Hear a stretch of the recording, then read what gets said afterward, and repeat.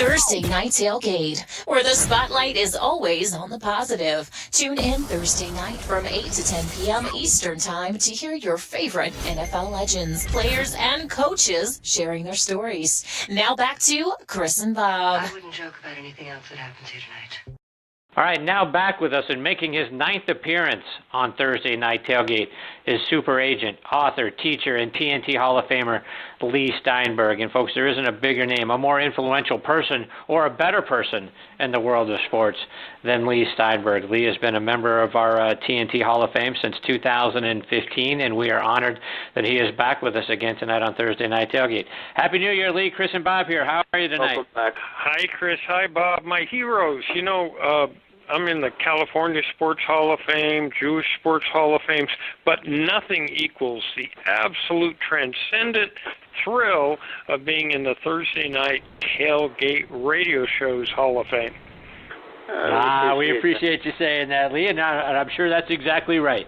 But I appreciate you putting that out there for us. You're fantastic. So, Leigh, it's been a little while. Catch us up. How are things going with you and at Steinberg Sports?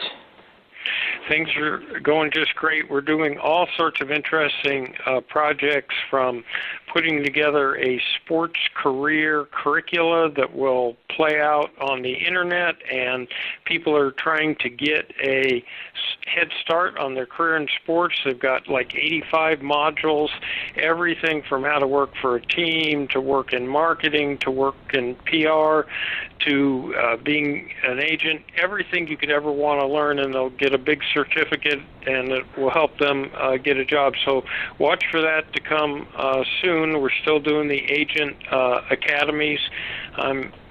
We're planning our big Super Bowl bash in Minneapolis, which will be the 31st, so it'll be our usual assemblage of owners, execs, retired players, current players, new draftees, movie stars, celebrities, and it's all for a good cause, which will be to raise money for the philanthropic award winners, who will be a coach, an owner, general manager, player, retired player. So last year we did Clark Hunt of the Chiefs, Rick Smith of the Texans. We did Warren Moon for a retired player award, Steve Smith Sr., and Bruce Arians for the coach. And this year we'll have a new crop. So, Leigh, and I was looking at that information online. It's going to be, your 31st Super Bowl party. It's going to be the Saturday before the Super Bowl up there in Minneapolis. Let our listeners know, if they want more information and they want to be a part of it, how can they find out more information and get involved? Well, they can go to our website, or they could go to Chris at steinbergsports.com. That's my partner, Chris Cabot. Again, the whole focus is to emphasize the real quality things that so many people in football do off the field, and then to try to raise money for the charities and philanthropic work that they're involved in. And of course, this is recruiting time. We're not really ready to announce our new clients yet, but this is the narrow window in which draftees for the 2018 draft make their selections. And it happens more quickly than in yesteryear, because they go off to train in January and February to get ready for a bowl game or the scouting combine, or for pro scouting day or visits to franchises, and they want to get going pretty quickly in January. And agents have been given the wonderful gift of paying for that, so players make their choices pretty quickly. And Leigh, you got to watch two of your clients, Pat Mahomes and Paxton Lynch, compete against each other last Sunday when the Chiefs and Broncos played. Give us your assessment from what you saw from both your guys. Given the fact that Paxton only had 2 starting games last year and 1 this year, I thought he played well. Patrick Mahomes also played sensationally. He's just a natural, and whenever it is that the Chiefs decide to start him, I think you're going to hear some amazing things about him. Paxton's going to be a very good starting quarterback. the only impediment to that game was the fact it was like the freeze bowl, and it was 12 degrees.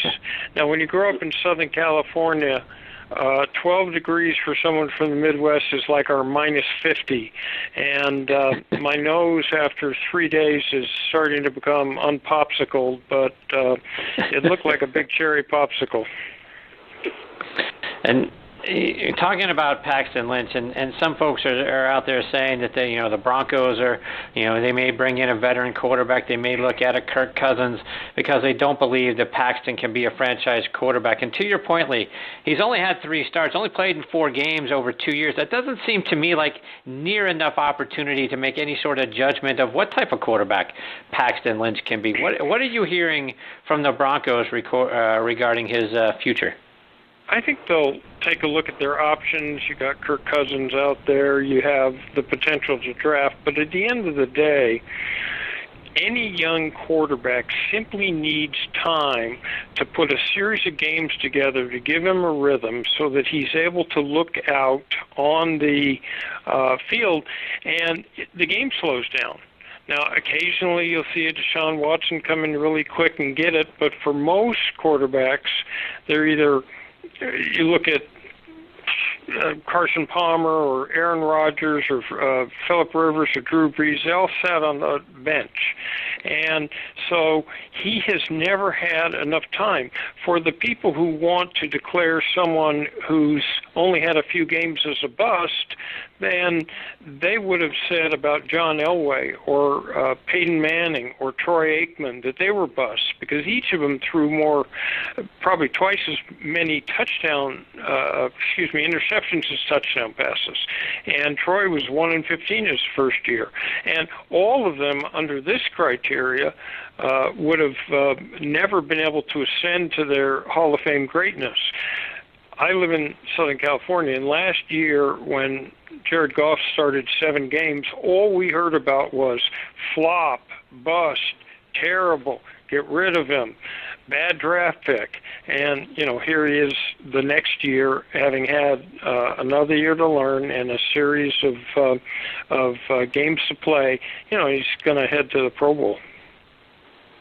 Right, and that's something, Lee, that Bob and I have been talking about on the show for a while. I mean, I go back, to the 70s. I mean, you look at a guy like Terry Bradshaw, never would have developed into the quarterback that that he became if he got the hook after his first year, 2 or 3. Oh, by the way, and the same might be said for one of your former clients, and Steve Young, because he had 11 touchdowns and 21 picks his first 2 years with the Bucs. It just seems like they were so quick nowadays. And I don't know if it's because, and Lee, you probably have a better sense of this, whether it's the coaches who feel like they're under the gun, like if they don't win in the first year or 2 that they're going to lose their jobs, so they don't want to invest the time to develop a quarterback and let the kid mature a little bit, or if it's just something else. But there's something about we're so quick to label a guy a bust when he's only had a couple of games to see what he is or not. And really the component we're not talking about this is what is the supporting cast when someone walks in. So when we had Ben Roethlisberger, he had a great running game, a very strong offensive line, a very good defense that got the ball back, and they dumbed down the offense, and he won his first 14 games. Carson Wentz had a great supporting cast last year, and he developed quickly. Jared Goff had nothing around him, neither does Deshaun Kaiser, and they had all sorts of problems. And the next component is coaching. It's not a sensationally coached position. There's nobody sitting with those quarterbacks going over every wrong read they made, trying to promote sort of muscle memory. Being able to read the field is very akin to learning how to play the piano or typing on a typewriter. It takes repetition. Eventually it will all come together. But what you have today is viral media, where instead of commenting on the progression of a quarterback after 3 years, it's after 3 minutes of the first game. And so you will see on talk radio and the internet and the hundreds of commentators on television, they need something to talk about. And normally, instead of giving a normal progression to these young players, it's like bust, bust, bust. Bob, questions for Leigh? Great to speak with you again, Leigh. And what has always impressed Chris and I about yourself is the very first time I think we talked to you, how you demand upon your clients that they involve themselves in charitable things. And just wondering, out of all your clients over the years, Leigh, have most of them come to you knowing the power that they possess, or is this something that you have to kind of impart on them as far as finances and fundraising and the good that they can do? Well, the credit goes to parents in most cases because they raise kids that are strong in their behavioral pattern, but even more their heart. And even if they don't immediately get the concept of what their high profile can lend to, they get it once they've set up a high school scholarship fund or a program at the collegiate level. Troy Aikman just gave $1 million back to UCLA, and he already had established a lifetime scholarship. Or they get it at the pro level. So you have a Warwick Dunn who just put the 162nd single mother and her family into the first home they'll ever own by making the down payment and outfitting it. Ironically, one of the people who lived in those homes that Work set up was Deshaun Watson. And so what you get is athletes that understand the power they have, and it's messaging too. So they'll take an issue like domestic violence, and we had a heavyweight boxer, Lennox Lewis, who cut a public service announcement that said, "Real men don't hit women." And so young rebellious adolescents that reject authority figures and don't really want to listen to their elders or anyone of authority, the athlete can permeate the perceptual screen that the young person erects and deliver a solid message. And Leigh, you also do so much public speaking, which we've expounded upon in the past. And do you bring the same message to pretty much every venue, Leigh, or do you have to contour to the audience? Is there an underlying thing that is basically in all of your speeches? Well, I think the one concept is that who's responsible for things in the world is us. And my dad used to take me aside and he'd say, you know, when you're looking for someone to fix a problem in the world, someone to right a wrong, and you keep waiting for the amorphous they, them, politicians, older people, he would look at me and say, you could wait forever. You're the they, son. So it's a concept of individual responsibility. But I've spoken on 82 campuses, and part of the reason we do that is to try to mentor and stimulate the best values in young people. It's the same thing we do in the Agent Academy. It's the reason I hold these concussion seminars, and we have one set for Washington in the spring. So basically, it's trying to share some of the economics and the growth and what's happening in professional sports and the stories, but it's also to highlight how all of us can be involved in charity and community. For some people, it's good parenting, but all of us can make a positive difference in the world.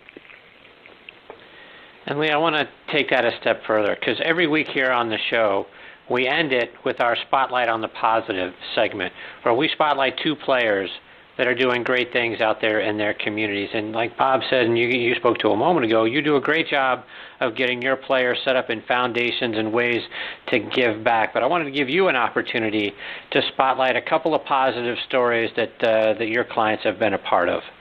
Well, for example, Paxton Lynch took part of the contract he got from his shoe contract and gave shoes and equipment back to both a Christian boys' home and to his school. Aaron Rodgers of the Green Bay Packers went back and held a camp for 1,500 kids. Aaron Jones. they all do something in their own time, in their own way. And these programs leave a legacy. So when Steve Young did a charitable foundation for youth charities, it continues to operate today. Troy Aikman's charitable foundation for kids in dire need in hospitals continues to function today.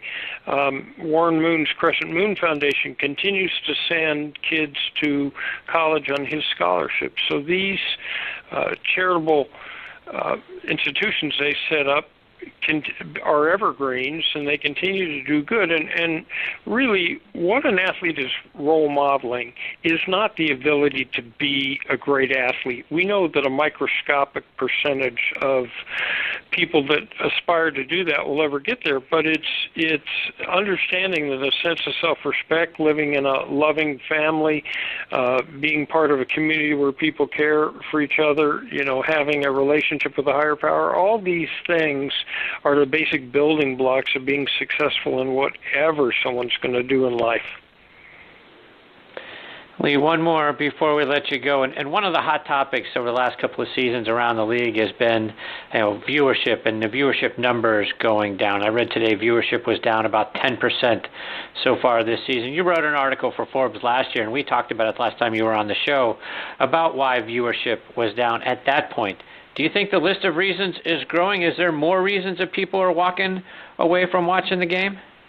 I think one of the fundamental problems is that when you take the millennial generation, they decouple or unplug from traditional TV. So I'm talking to my oldest son the other day, and he's telling me that all he does is turn the television on through his phone, and then all of a sudden he goes to Netflix and Hulu. He doesn't even get the NFL network. He doesn't get traditional networks. So the traditional hot levels are down for network TV, especially in the younger generation. So that's one problem. I think there is a reaction that people have to the whole concussion epidemic, and obviously there was a national controversy over the player demonstrations this year. So you put all those factors together and they do it, but let's put this in perspective. The NFL on network television every week on the Nielsen ratings for nighttime viewing during the week dominates 5 of the top 10 slots in television viewing. So this has never happened before. Baseball never dominated the nighttime viewing, but football still does. So even though they're down by a percentage, the same way all of network television is down, the hot ratings are down, and there were specific problems this year with reaction to demonstrations and the rest, and concussion is the existential threat to football. Still, they're as dominant as the sport has ever been. Leigh, before we let you go, remind our listeners, how can they stay up to date with all the great things that you're doing, whether it's online or it's over social media? Well, we have a web site, which is steinbergsports.com. I tweet at Leigh Steinberg. I'm on LinkedIn and other things, and we have a series of different Twitter handles, from sports career con to LS Books to LS Super Bowl. So there are a variety of different ways that people can keep in touch, and we always love hearing from people. And this week we're starting a new contest, which we do every year, and the prize is Super Bowl tickets to our Super Bowl party. And we start out with people guessing the wild card games, and then they move on and to the second week, and then the third week, and then we pick a random sample of the ones that got the most right. And so you can look on my Twitter feed. It will show you how to sign up, and it's always a lot of fun to see which of our fans is the most accurate in terms of the ability to pick these games. This week, I've been watching, and most of the people picking are picking the same 4 teams. No doubt. Well, Leigh, it's always great for Bob and I to get to have you as part of the show. You're absolutely one of our all-time favorite guests. Thank you so much for all of your support. It means a great deal to us. Well, I love your show. Everyone should listen, and I've got the Hall of Fame bat sitting against the wall there in the corner. I appreciate you doing that. That's fantastic. Leigh, take care. All the best to you and your family. We look forward to catching up with you again real soon. Okay, my pleasure. Good night. See you, Leigh. That is Super Agent Leigh Steinberg, and Bob. It's always insightful, obviously, getting to spend some time with Leigh. But to look at the list of his clients after the comeback that he made, within the agent rankings, if you will, and the guys that he is getting into his stable: Pat Mahomes, Paxton Lynch. We didn't talk a lot about Mahomes, but that kid looks spectacular. I don't know if you saw the game, Bob, but boy, he's an exciting player to watch. He is. Again, he's got some talent there, Chris. And again, what we're most impressed, his clients, Chris. I think they're approaching. They're going to be approaching $1 billion in donations to charities, probably a year or two from now. So, I mean, what he's doing off the field is amazing. And again, he's always speaking. If we follow him on Twitter, always doing. Some speeches throughout the country. As he said, 83 campuses, Chris? That's right. That's a lot of places. So, but yeah, that's Leigh Steinberg, and that's why he's in our Hall of Fame. Great guy. Absolutely, he is. All right, we've got our next guest, Jim Everett, hanging on the line. We're going to get to Jim after this quick station ID.